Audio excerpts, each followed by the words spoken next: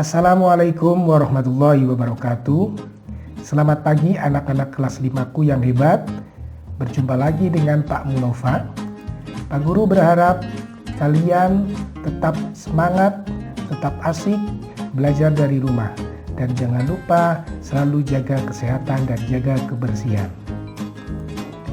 Pada kesempatan ini, Pak Guru akan menjelaskan tentang tema 2, subtema 1 pada pembelajaran 4 khususnya untuk kelas 5. Baiklah, untuk tujuan pembelajaran video ini, yang pertama, dengan membaca teks dalam buku, siswa dapat menjelaskan informasi terkait pertanyaan apa, di mana, dan bagaimana. Kedua, dengan menyimak penjelasan guru dan membaca informasi, siswa mampu mengidentifikasi jenis-jenis usaha dan kegiatan ekonomi masyarakat Indonesia dalam bidang jasa. 3. Dengan melakukan presentasi, siswa dapat menyajikan satu produk unggulan dari daerah setempat yang mempresentasikan jenis-jenis usaha dan kegiatan ekonomi masyarakat setempat. Baiklah, sekarang kalian ikuti video pembelajaran berikut ini. Coba kalian perhatikan tulisan berikut ini. Pada pembelajaran sebelumnya, kalian sudah belajar tentang bermacam-macam jenis usaha yang memanfaatkan sumber daya alam, seperti pertanian, perkebunan, kehutanan, perikanan, dan pertambangan. Ada pula jenis usaha lain yang memanfaatkan sumber daya alam, yaitu usaha peristiwa. Nah, pada pembelajaran keempat kali ini, kalian akan belajar tentang usaha pariwisata. Sebelum dilanjut tentang usaha pariwisata, sekarang kalian simak bacaan berikut ini yang berjudul Melihat Jejak Merapi di Kali Adem.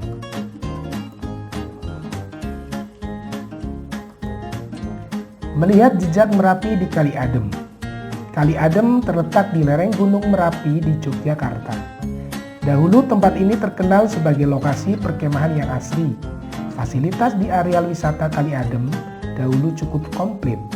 Ada pendopo, gedung pertemuan, kios-kios, warung, gardu pandang, lapangan untuk perkemahan, toilet, dan sebagainya.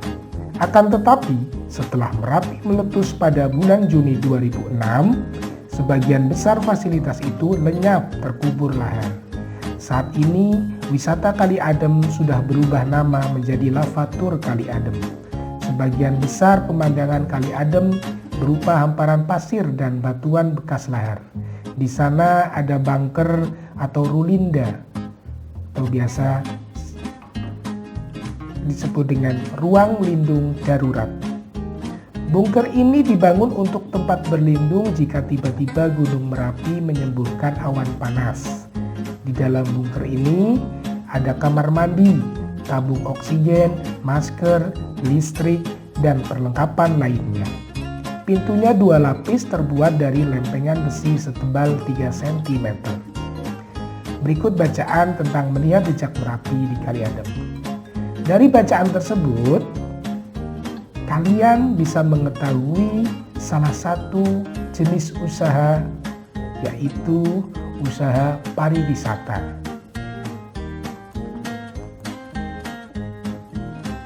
Jenis usaha pariwisata merupakan usaha di bidang jasa. Bidang jasa itu berkaitan dengan pemberian layanan kepada konsumen. Pariwisata adalah kegiatan bepergian dari tempat tinggal ke tempat wisata dengan tujuan rekreasi.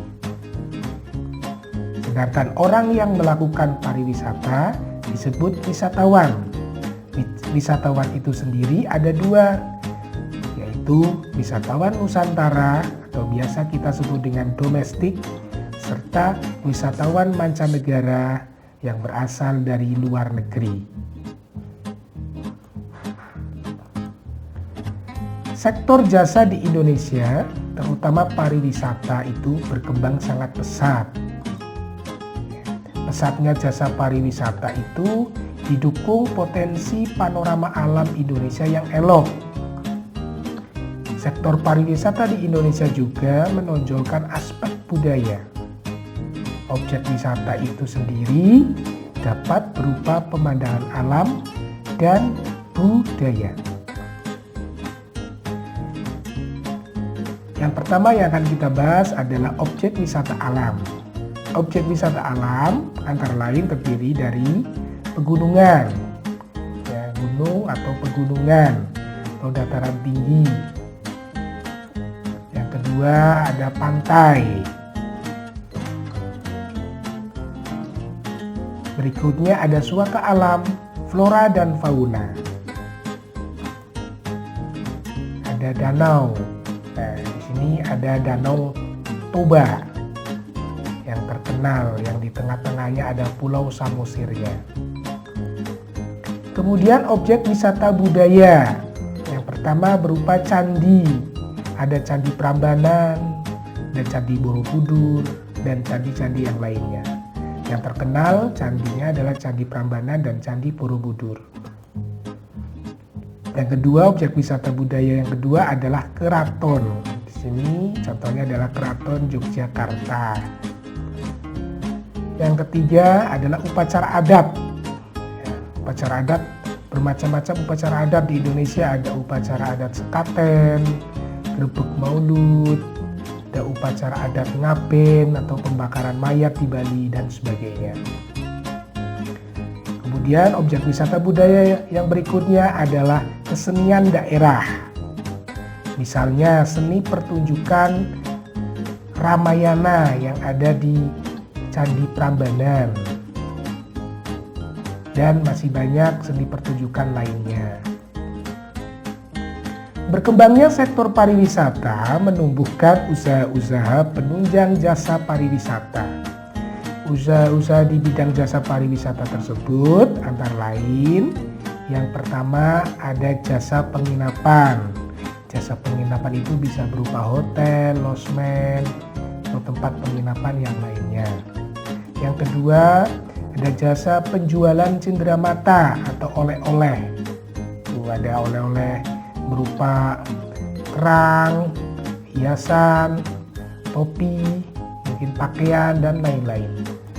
Yang ketiga, jasa pemandu wisata atau biasa kita sebut dengan istilah tour guide.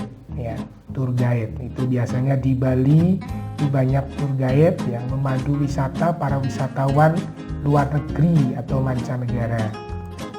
Yang keempat adalah jasa transportasi atau tour and travel. Bisa berupa bus, berupa pesawat terbang, atau transportasi yang lainnya. Salah satu jenis usaha yang banyak kita lihat adalah berjualan. Mulai dari penjual buah, makanan, barang-barang keperluan sehari-hari, hingga para penjual kendaraan bermotor. Dari jenis usaha itu, para pedagang dapat memperoleh penghasilan untuk kehidupan sehari-hari. Nah, kira-kira cita-cita kalian kalau sudah besar nanti mau usaha apa coba?